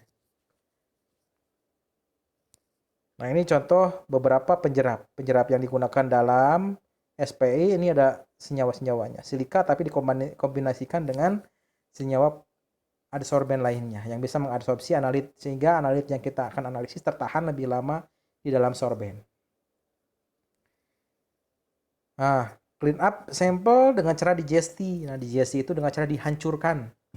Dengan cara dihancurkan atau didestruksi. Misalkan Anda ingin menentukan kadar protein di dalam. Dulu pernah ada penelitian mahasiswa yang ingin membedakan kadar protein pada belut yang dibudidaya dengan belut sawah atau belut liar. Nah, gimana cara menentukan kafeinnya? Nah, tentunya kan belutnya itu harus dipreparasi dulu. Gimana caranya? Dengan cara didestruksi. Jadi dengan bantuan asam dulu itu dengan bantuan asam sulfat. Asam sulfat pekat dimasukkan ke dalam labu, labunya itu namakan labu kedal namanya.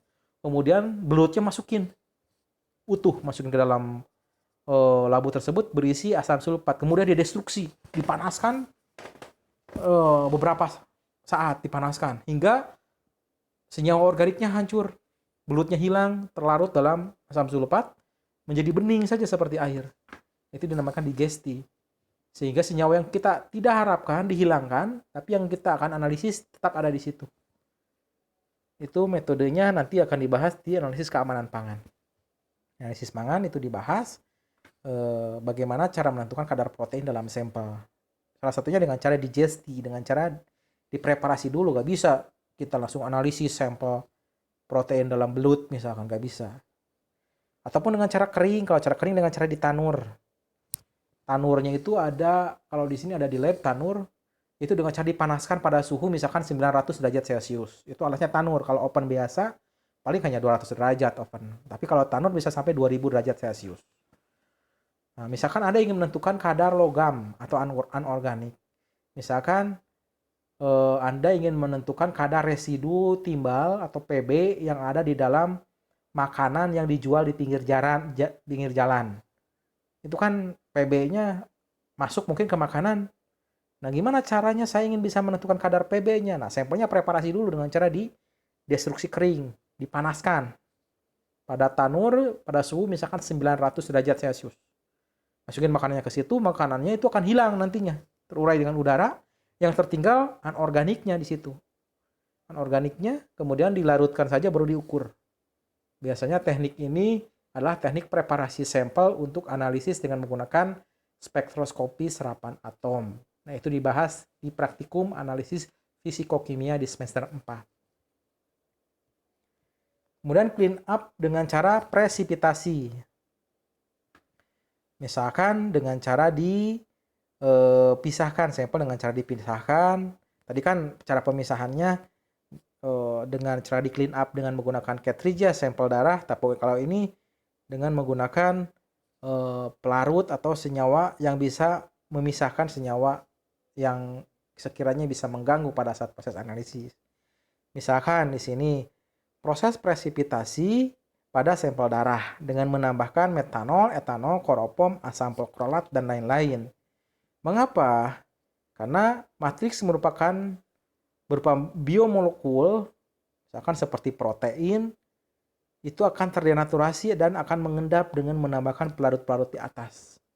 Jadi, kalaupun misalkan sel darah merahnya sudah mengendap dengan cara disentrifugasi, tapi kan ada protein yang terlarut di dalam plasma atau serum darah. Nah, gimana cara memisahkannya? Di situ kan ada protein. Gimana caranya? Sementara protein bisa saja mengikat zat aktif kita. Nah, supaya tidak mengganggu si proteinnya, maka dipresipitasi dulu dengan menambahkan pelarut di atas. Supaya si proteinnya terputus dan tidak mengikat analit, kemudian proteinnya mengendap karena terdenaturasi oleh adanya pelarut. Kalau sudah mengendap, maka bagian atas itu hanya senyawa-senyawa dalam keadaan bebas yang bisa dianalisis. Nah, pengambilan sampel, ini ada yang kelewat kayaknya nih. Pengambilan sampel itu macam-macam. Pengambilan sampel darah, nanti saya akan bahas ini sampel kosmetik saja dulu. Pengambilan sampel kosmetik. Sampel itu kan macam-macamnya. Ada sampel darah, sampel kosmetik, sampel makanan, sampel obat. Nah, kalau sampel obat, nanti mungkin sedikit saya bahas di responsi praktikum. Misalkan sampel tablet dibagaimanakan digerus saja dulu, dihomogenkan. Tapi gimana kalau sampelnya kosmetik nih? Kalau sampel kosmetik, nah kalau sampel kosmetik, contohnya Anda ingin menganalisis senyawa yang terdapat di dalam kosmetik. Tapi senyawa-senyawanya misalkan senyawa yang sekiranya tidak boleh ada di dalam kosmetik. Contohnya seperti merkuri dan hidrokinon. Nah, merkuri dipergunakan dan hidrokinon biasanya dipergunakan sebagai pemutih. Tapi pemutihnya secara instan tadi. Secara instan supaya orang bisa mendapatkan kulit yang putih dengan waktu yang lebih singkat gitu. Nah, itu kan tidak disarankan ada di dalam kosmetik. Nah, bagaimana cara menetapkan kadarnya supaya kita bisa mengetahui adanya eh, hidrokinon dan merkuri atau raksa di dalam kosmetik? Tentunya kan harus melewati proses preparasi terlebih dahulu. Nah, apa yang akan terjadi misalkan jika terdapat merkuri di dalam sampel kosmetik? Tentunya akan menyebabkan terjadinya gangguan pada tubuh. Bisa terjadi kerusakan otak, bisa terjadi kerusakan ginjal dan bisa juga terjadi gangguan perkembangan janin. Karena raksa atau merkuri ini merupakan logam, cuman bentuknya cair. Jadi kalau kebayang ada logam masuk ke dalam tubuh kita, apa yang akan terjadi? Ya minimal ginjalnya yang rusak karena pada saat proses filtrasi darah itu menggunakan ginjal. Ginjalnya bisa rusak dan jaringan lain juga bisa mengalami disfungsi atau kerusakan.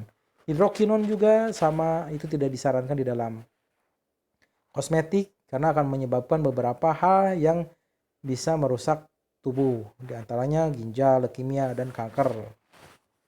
Kemudian pewarna juga harus diperhatikan. Misalkan pewarna-pewarna yang biasanya digunakan untuk mewarnai benda tak hidup, misalkan seperti kertas, serat selulosa pada kain, nah, atau nama sederhananya itu pewarna-pewarna tekstil, itu tidak disarankan ada di dalam kosmetik.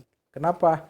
Karena zat warna tersebut bisa menyebabkan terjadinya gangguan kesehatan atau gangguan fungsi pada organ atau jaringan.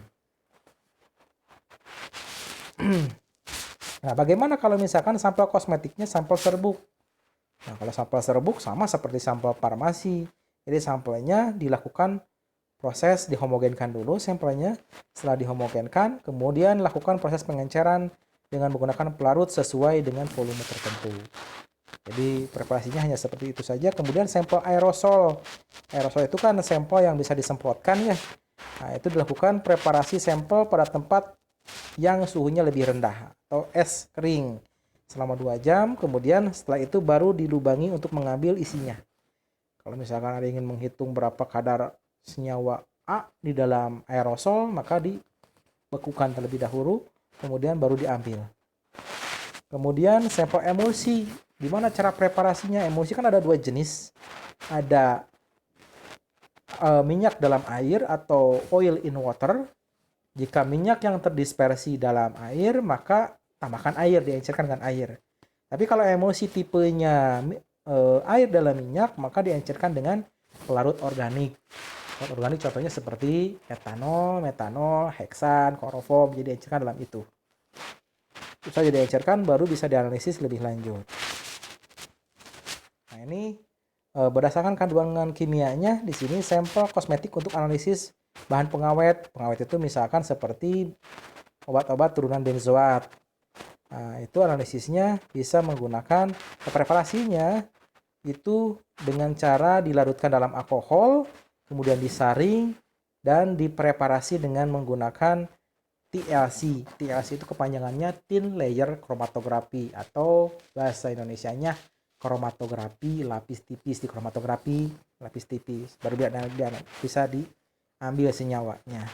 Kemudian sampel kosmetik untuk tujuan analisis. Yang pertama, zat warna kosmetik berasal dari alam atau pigmen atau dari sintesis. Kemudian preparasinya yaitu dipreparasi dengan bantuan alkohol. Kemudian alkoholnya dihilangkan dengan cara dipanaskan, kemudian dilanjutkan dengan cara di KLT lagi, di TLC. Kemudian sampel kosmetik untuk analisis lemak dalam lipstick misalkan itu dengan cara ditambahkan pelarut yang bisa melarutkan lemak. Ini larutkan dulu dengan yang bisa melarutkan lemak, yaitu seperti kloroform. Kemudian ditambahkan HCl sebagai media penghubung antara kloroform dengan air. Kemudian baru disaring dan diuji. Diujinya bisa dengan menggunakan spektro atau instrumen ataupun dengan menggunakan kromatografi lapis tipis. Kemudian sampel kosmetik untuk analisis parfum. Nah, parfum itu kan senyawa yang volatil ya, mudah menguap. Berarti preparasinya ditambahkan pelarut yang bisa melarutkan senyawa yang ada dalam parfum tersebut, kemudian didestilasi uap, kemudian atau diekstraksi. Nah, setelah itu baru dianalisis dengan menggunakan kromatografi gas atau disingkat GC bahasa Inggrisnya, gas kromatografi. Ini harus menggunakan instrumen, tidak bisa menggunakan metode sederhana jika ingin menentukan kadarnya, karena sifatnya volatil. Kalau sampel kosmetik parfum, kolon, dan lotion, ini juga sama. Preparasinya dengan bantuan ether, kemudian setelah diekstraksi, ditambahkan dengan natrium sulfat anhidrat, ethernya diuapkan, nah baru diuji dengan menggunakan GC-MS. Sama seperti tadi, kromatografi gas, kalau MS-nya itu berarti detektornya. Kalau Anda bingung apa sih GC, apa sih GC-MS, nah mungkin nanti akan nyambungnya di semester depan, yaitu di mata kuliah analisis fisikokimia. Nah, ini yang lainnya hampir mirip saja. Nah, seperti itu. Nah, untuk pertemuan yang ketiga, nanti akan dibahas tentang kromatografi dan aplikasi kromatografi dalam analisis. Jadi dibahas kromatografi dari awal hingga akhir, kemudian aplikasinya untuk analisis apa sih, gitu. Nanti akan dibahas di pertemuan yang ketiga. Nah, kalau untuk slide yang ini saya cukupkan sekian. Kemudian saya akan tadi ada yang terlewat ya, ada yang terlewat tentang preparasi sampel dalam sampel biologis.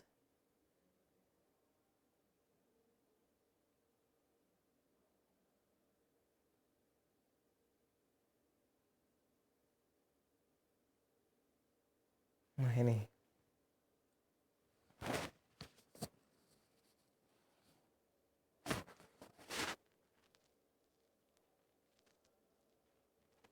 Nah, analisis obat dalam berbagai cairan biologis atau sampel biologis. Nah, tinjauan umumnya, nah sampel biologis itu bisa feses, bisa darah, bisa urin atau saliva. Saliva itu air liur. Itu sampel cairan biologis.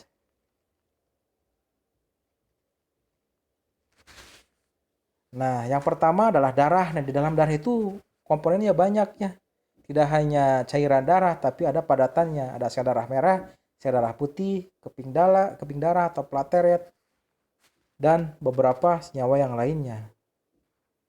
Nah, bagaimana cara pengambilannya? Nah, pengambilannya biasanya darah diambil dari vena. Kenapa? Karena pada daerah tersebut atau tempat tersebut, darah bisa diperoleh dalam jumlah banyak. Kalau di bagian lain mungkin saja bisa darah keluar, tapi untuk mendapatkan darah yang banyak dan dalam waktu yang singkat itu membutuhkan waktu yang lebih lama. Alatnya menggunakan siring. Ada siring khusus yang dipergunakan untuk mengambil darah dari bagian vena. Volumenya yang diambil biasanya 5-15 mili. Kemudian tahapannya biasalah yang pernah diambil sampel darah, tangannya diikat, kemudian dioleskan antiseptik, kemudian darah baru diambil. Nah, kalau misalkan sampel darahnya yang dibutuhkan itu dalam jumlah kecil, misalkan untuk rapid test misalkan, itu cukup saja dengan menggunakan blood lancet. Bagian tubuh dibolongi, itu yang biasanya di bagian ujung jari dibolongi. Nah, setelah dibolongi kemudian darahnya akan keluar dan bisa diambil sebagai sampel uji. Tapi kalau sampel dalam jumlah banyak tetap harus menggunakan siring dan dengan bantuan ahli. Nanti darahnya keluar, kemudian ditampung dan siap untuk diuji. Penanganan sampel darah, itu darah biasanya tidak boleh diaduk-aduk, tidak boleh dikocok. Kenapa? Karena takut terjadi hemolisis. Kalau hemolisis nanti sel-sel darahnya akan terpecah. Kalau terpecah nanti akan isi dari sel darah tersebut akan keluar dan bercampur dengan cairan darah. Nah, cairan tersebut itu sulit dipisahkan sehingga nanti akan mengganggu pada saat proses analisis.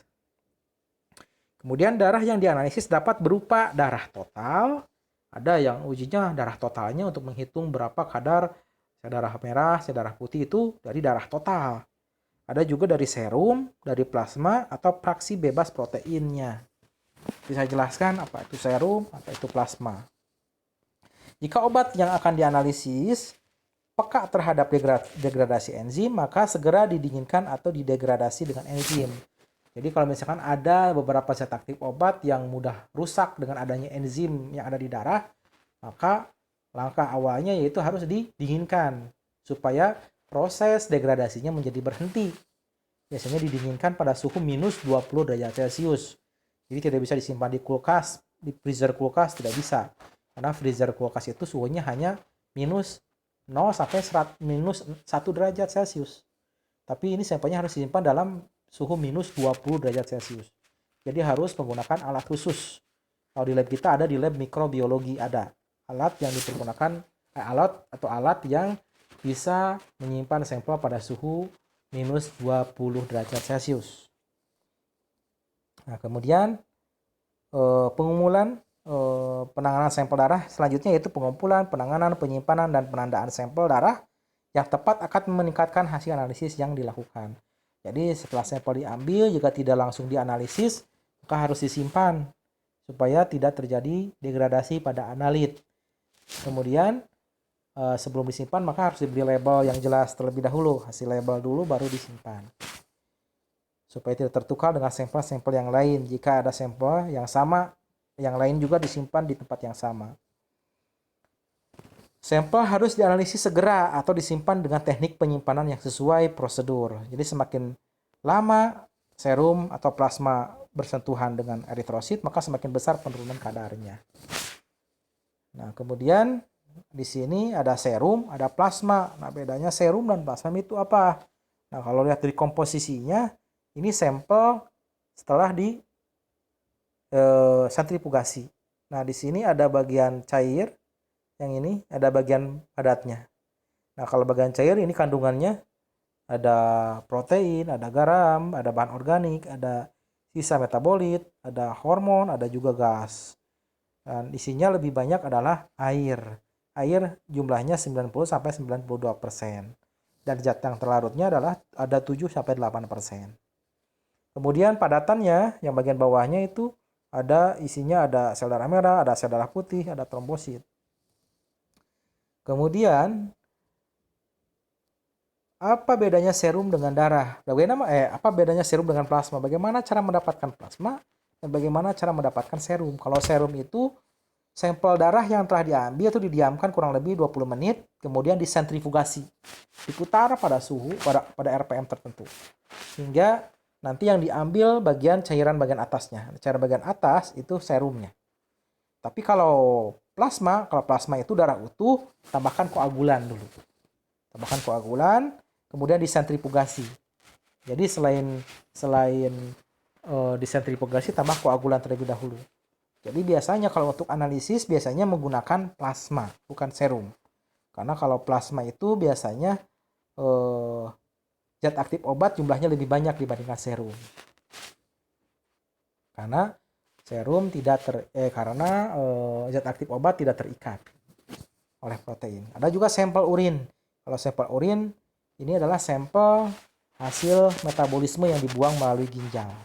Biasanya sampel urin itu lebih mudah diperoleh. Tapi ada beberapa kelemahannya. Kelemahannya apa sampel urin? Kalau kelebihannya sampelnya mudah diperoleh gitu ya. Tapi kelemahannya biasanya analitnya dalam konsentrasi yang rendah. Karena encer. Lebih banyak air di situ dibandingkan zat terlarutnya.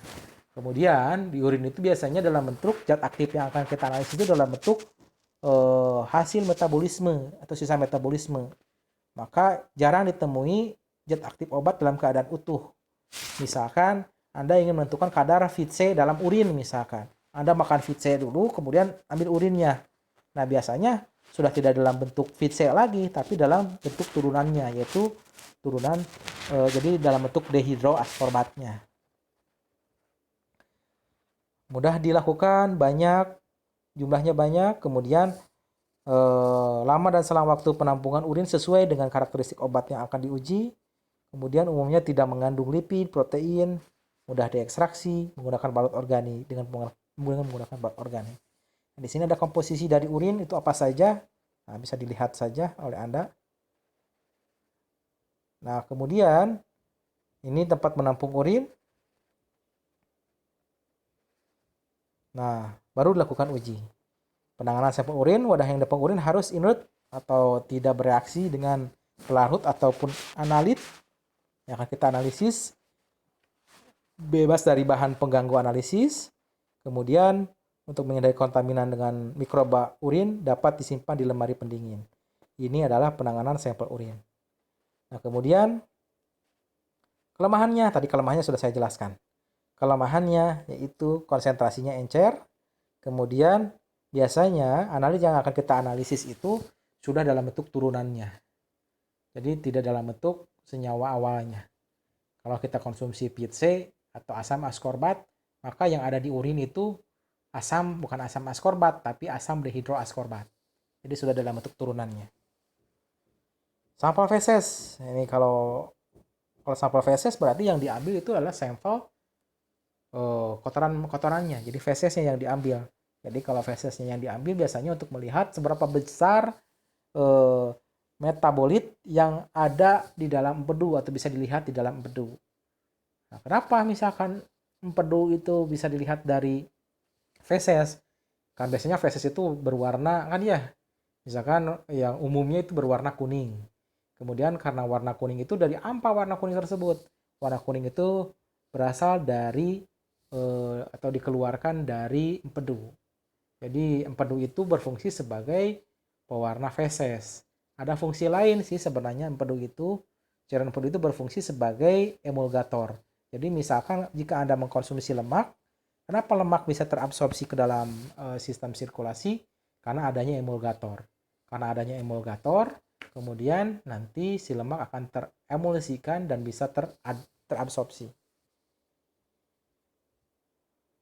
Nah, kelebihannya mudah dan banyak deksa kumaha itunya. Bisa baskom bisa mengeluarkannya. Dalam analisis perlu diperhatikan homogenitas feses untuk dianalisis. Tapi ada kelemahannya. Kelemahannya apa? Kelebihannya tadi mudah diperoleh, gampang lah. Tinggal nampung saja pakai kresek atau apalah. Tapi kelemahannya apa? Hanya beberapa analit yang dapat dianalisis. Jadi terbatas. Beda dengan darah. Kalau darah hampir semua analit bisa dianalisis dalam darah. Tapi kalau di feses hanya beberapa saja. Kemudian kelemahan yang lainnya hanya beberapa analit yang bisa dianalisis. Kemudian analit mudah rusak, terdegradasi karena di feses itu kan terdapat senyawa yang lain. Nah, jadi mudah terdegradasi, ada mikroba juga kan di dalam feses. Mungkin saja bisa rusak dengan adanya hal tersebut. Kemudian kurang disukai pada proses penanganan. Jadi biasanya analis itu malas itunya mempreparasi sampel feses kecuali muka paksa. Kemudian sulit diperoleh untuk kondisi tertentu. Kemudian bagi orang yang dalam keadaan pingsan, anak kecil itu sulit mendapatkan sampel feses. Kalau pingsan kan nggak bisa dipaksa untuk mengeluarkan feses. Kemudian sampel saliva. Kalau saliva berarti dari air liur. Nah, orang normal itu bisa menghasilkan air liur sampai 2 liter. Air liur. Fungsi dari air liur itu apa? Air liur itu biasanya dipergunakan untuk mempertahankan kelembaban mulut. Itu yang pertama. Yang kedua untuk membantu proses pencernaan makanan. Kemudian di dalam saliva juga terdapat beberapa metabolit mungkin yang bisa dipergunakan sebagai acuan untuk analisis. Apa kelemahannya? Nah, kelemahannya kalau saliva itu kelemahannya hanya beberapa senyawa yang bisa dianalisis dengan menggunakan saliva atau air liur. Kalau kelebihannya tadi mudah diperoleh. Pengambilan sampelnya, nah ini tinggal dikeluarkan saja salivanya. Terserah bebas di mana Anda bisa mengeluarkan saliva tersebut. Ini ada alatnya dan caranya bagaimana sampel saliva bisa diperoleh. Nah, ini karakteristik cairan pelarut untuk persiapan sampel biologis. Kalau pelarutnya misalkan sampelnya air atau aquades, tujuannya di sini untuk melarutkan jaringan pH-nya mendekati 7%. Kalau pelarutnya asam lemah,